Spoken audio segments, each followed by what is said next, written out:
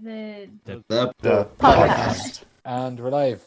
Okay, welcome to the podcast. My name is John. Today we have Felix and we have our good friend Ben Lockwood. Ben, how are you, sir? I'm good. How are you? I'm fantastic. Felix, how are you getting on? I'm doing great. Thanks, John. No worries. So, nice little voice crack there from me. But anyways, so Ben, you are from Boston and some may call you Boston Ben. So when did you come to Ireland and why? So I came to Ireland when I was about 17 for the first time. I went to Gaeltacht in Connemara, and I enjoyed it so much that I was like, well, maybe I'll just go to college here, and that's what I did. So you went to the Gaeltacht or to a Gaeltacht course? Like a Gaeltacht course, yeah, in Carrow, yeah. And do you have family here, or is it?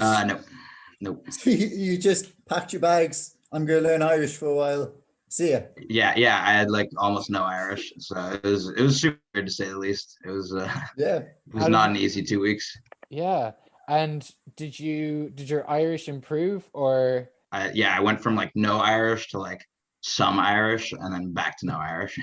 Fair. The natural order of things. Fair. Yeah. Oh, I didn't know that about you. That's really interesting. And did you make many friends on the Gaeltacht thing? Yeah, I made a lot of friends. I think most people were just like amazed to see that I was like an American and didn't really speak Irish, but I was like, oh, let's just see what happens. Wow. And so I met a lot of cool people, but I don't really talk to many of them anymore. Yeah. A little while ago. Fair.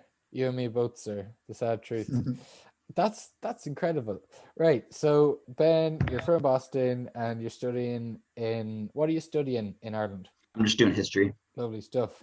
So you are here today to talk a bit to us about calisthenics and Ayurveda. I think I pronounced that right.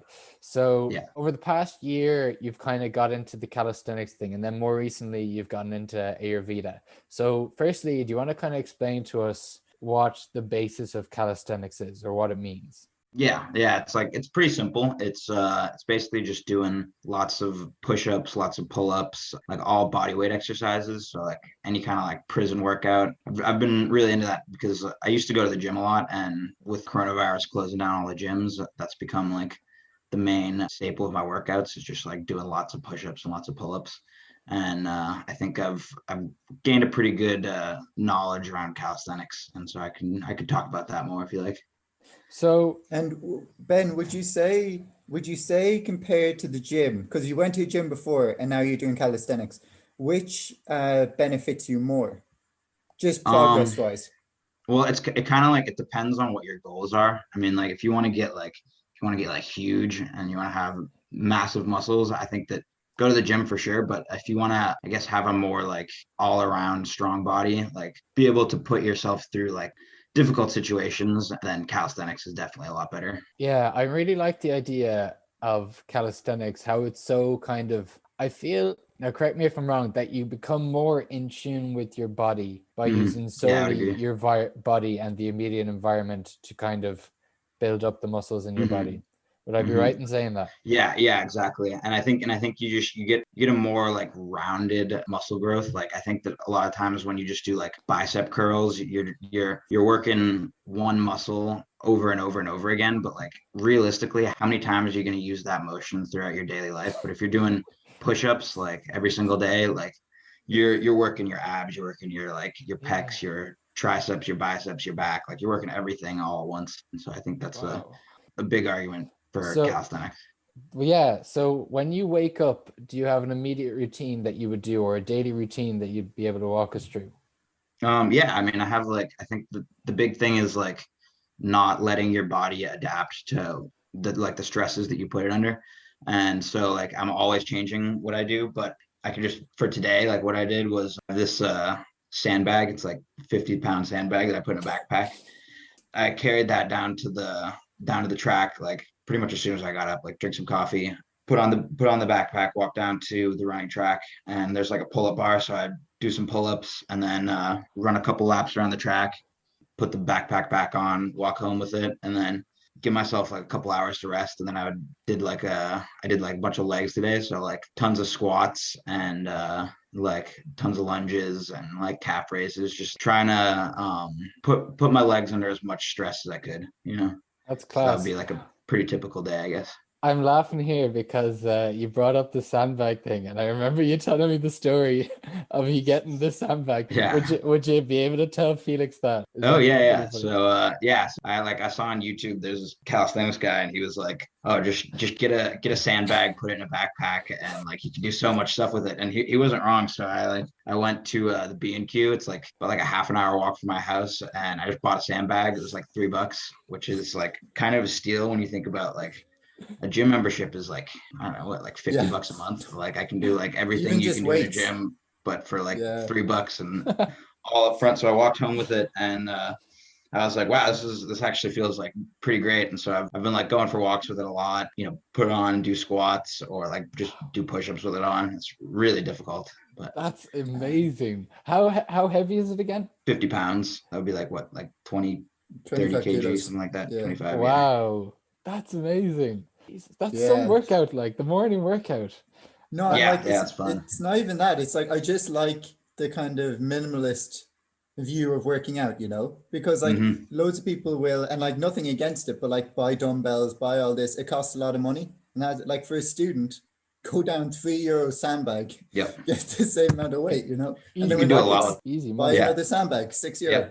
Yeah, exactly. Or even just go find like a really heavy rock and like try and curl that. Like there's so much that you can do for free. Like, yeah. So this is wow.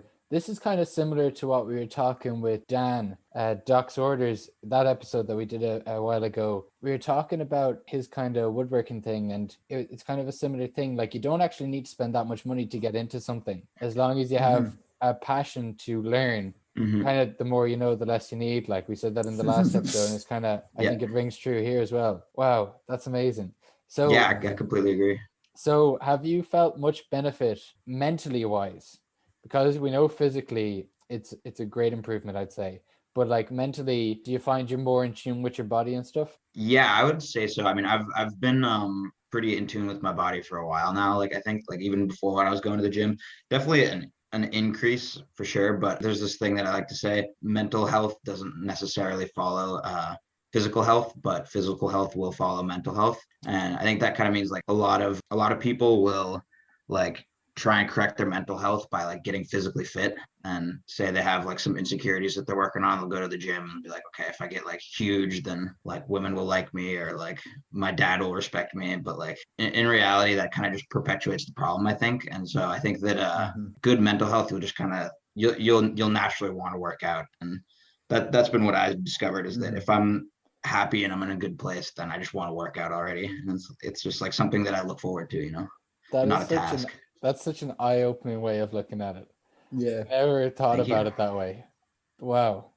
And this kind of links in with the Ayurveda kind of aspect of stuff. So I only briefly looked at what this was, and it's basically good body, good mind, good soul kind of thing. Would I be right in saying that? Kind of how they're all connected. And is it kind of Asian or Indian? Yeah, it's Indian. I'm by no means an expert. Like I feel like I'm just tip of the iceberg really, but I think if this piques your interest, definitely look into it because it's super interesting. And it's from my understanding, it's basically a concept that everything in your body is super interconnected. Like in Western medicine, we try and treat stuff like it's not all related. So like if you have bad acne, then they'll give you like a specific acne cream. And then if you're also like you have depression, then they'll put you on antidepressants and stuff like that. But in reality, what Ayurveda says is that like your depression and your acne are actually two interconnected things, and you should be doing something that treats both of them at once, and not like doing separate medications for every time you have like problem with your health. Yeah. And how did you like stumble upon the concept of this? Well, I think a little while ago, I started getting into like religion, and I was looking into Buddhism and then Hinduism, and Ayurveda is like kind of like it's related to Hinduism in that it's like it says a lot of like meditation will help to like sort of restore balance in your body. And obviously Hinduism is a big proponent of meditation. And so kind of through learning about Buddhism and Hinduism, I was led down this path of also finding Ayurveda and realizing that like if you apply a lot of the stuff that it says, which is just very simple stuff, it actually has pretty profound effects on your life. And do you meditate regularly? Yeah. Every day. I think that's huge. When did you start doing that? I think over Christmas I started doing it a lot more frequently. I'd been so like probably like 3, 4 months ago. Yeah. I'd been doing it like here and there a little bit, and then I said like, all right, like I'm gonna really commit to this thing. And I think there's like a direct correlation between like how much you meditate and like how like big you feel like your problems are, or like the chatter inside in the back of your head. Like it really helps to reduce that. That's another thing that I would say is if you can find like 10, 15 minutes in the day to just like not even do any like mindfulness or breathing exercises, but just literally just like sit with your eyes closed. I think that's really beneficial. And is that what you do, or do you have a specific like routine breathing exercises or anything like that? Kind of depends on the day. Like sometimes I'll just put a timer on my phone for like 15, 20 minutes and just try and sit till the timer goes off, which is surprisingly difficult. 3 minutes into it, you're like, I want to get up. Like this is so boring. But sometimes I'll do like the Wim Hof breathing method, which I think you know about that, John, right? Yeah. Really interesting. Yeah. So the meditation thing. So I think what you were saying there about like you don't really have to do mindfulness or focus on breathing or anything. You just kind of sit and do nothing for 15 minutes with your eyes closed. I think a lot of people nowadays, I feel, struggle with falling asleep. And I think that's due to kind of all the absent moments in the day are filled by instant gratification by looking at your phone. Yep. So you never really have constant time. stimuli. Exactly. So you never really have time to kind of think about stuff. So that moment before you go to bed, when you do have time to think about stuff, it all comes into your head and you're trying to sort out everything. You're going to sort out, what am I going to say to this person if they say that. So I think that meditation like really helps with that. So what kind of benefits have you found by doing meditation over the past few months? I think just generally like empathy is a big one. Like realizing that like you're not the only one who's going through it right now, and that like your problems are like they're huge for you because you're the one that's living them, and so you don't have anything else to compare it to. But like I think meditation just really helps you say like, okay, I have my problems, but I'm certainly not the first person that's had this problem, and how can I react to it in a way that's going to be beneficial? Amazing. And Ben, how does it have to be 15 minutes, or can you do like shorter, more concise? Because I know a lot of people are living with roommates, housemates and everything in like active households, and maybe they don't get like 15 minutes routinely. So is there a way they can do it in like a shorter period of time? I would say it's like kind of whatever works for you, really. Like some people I think can do it like 5 minutes and get a lot out of that. But I think that there's the saying that like you can't find a half an hour to meditate every day, then you really need to meditate for an hour a day. So I like that. Yeah. I'd say the more you can do, the better. The longer you can just like sit. If you can sit for like an hour every day, I think that's huge. And have you found that it improves your focus or concentration much?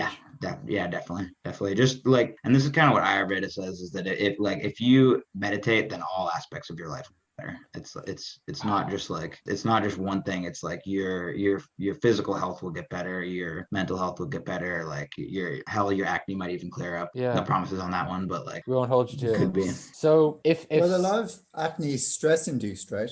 So it's it could definitely help alleviate some of that. Yeah, definitely. I definitely would believe that. Yeah. And so say if I wanted to start getting into meditation, or someone wanted to start getting into meditation, what kind of initial advice would you give to them? Would they have to immediately go for like 15-10 minute stints, or could they do like even 2 minutes if they haven't built up that level of focus? Yeah, I mean, I think that's a great question. For me, it was really helpful like to start with looking at videos, because there's a lot of like good mindfulness stuff out there. But at the end of the day, like you're really just gonna have to like sit there for 10 minutes and just like accept the discomfort, because it is really uncomfortable at first. And I think it's like I think it's like a muscle that you have to train. It's gonna be hard at first, but the more you do it, the better you get at it. Like I found that when I'm meditating a lot, like I could just sit for like half an hour and time will fly. And do you have any like specific poses? Like do you just sit in a chair, or do you do cross lotus pose, or? Yeah, just crisscross. If you can get your like legs up into a lotus, that's pretty good. But I've got like where you like fold your legs so that your like feet are on top of your knees. That's pretty good. But I find that kind of the pain of that kind of distracts me from meditating. But yeah, I'd say just like crisscross your legs, try and sit up as straight as you can, put your like head up and focus on your forehead. Okay, like the third eye kind of thing. Yeah, like the space in between your eyebrows. Yeah. And so do you know what kind of thinking behind the lotus position is, or do you have any background to that? Yeah, I mean, it's just like, I don't know if you ever like sat crisscross for a while, your back starts to hurt, like your lower back starts to get a little bit sore. But if you sit lotus, it kind of alleviates some of the pressure on it, so you can actually sit there for longer. But you have to like train your knees so that they and like your flexibility so that you can actually like sit in it for a long time, because it does get very uncomfortable. Right. And when you're meditating, are you trying to just focus on being in the present, or are you letting these thoughts come into your mind? Like just kind of like sifting through thoughts, I guess. There's this guy, Naval Ravikant, and he has a pretty good analogy where like your mind is like your email inbox, and you have to go through it and like read through emails and delete them one at a time. And once you do that, then you'll be able to have that kind of like empty, just like sitting there and not really thinking about much. But you have to like put in the time. So like every time I sit and meditate, I try and think about it like that, where you're just like you're sifting through all these thoughts and deleting emails. Yeah, because this goes back to kind of the focus thing. I find when I'm doing work that I'm not solely focused on the task at hand. I kind of have in my mind, oh, I have to do this, I have to do this, I have to do this. So I really like that kind of way of thinking about it, like the email analogy. That's a really clever one. You have a lot of good analogies and words of wisdom today, Ben. I won't lie to you. Thank you. It's eye-opening. Yeah. No, it's true though. Like when it can become really hard to focus and direct your mind sometimes, and when really what you need is to actually just like sit and think about something and be like, okay, is this worth distracting myself over right now? Yeah, that's great. Felix, do you have any last questions for Ben before we wrap up? If someone was wanting to look into Ayurveda or calisthenics, do you have any kind of videos, books, articles you'd suggest? Yeah, I have a book that I like to use, but you could like, honestly, there's a lot of stuff out there on the internet, so I don't even think you need to buy a book or anything. I think you could probably get a lot off the internet for Ayurveda, especially, but even more so from calisthenics. Like I learned like probably 90% of the stuff I learned is from like YouTube videos, and then the other 10% is just like trial and error. But I'd say definitely, just if you're interested in calisthenics, there's a lot of like prison workouts at calisthenics. You'll get a lot of really good ideas, grueling home workouts you can do, you know. Yeah. Wow. Dead on. Thanks very much for coming on, Ben. This is actually Thanks guys. This is class. I really enjoyed this. This is good. Thank you. So do you have another workout for tonight, or are you all done? Oh no, I'm not. I'm done for tonight. I've got and from today. Back on the sandbag again tomorrow morning. Yeah. Amazing. Love to see it. All right. Thanks very much, Ben. Yeah. Thanks, guys. Right, thanks, Ben. See you later.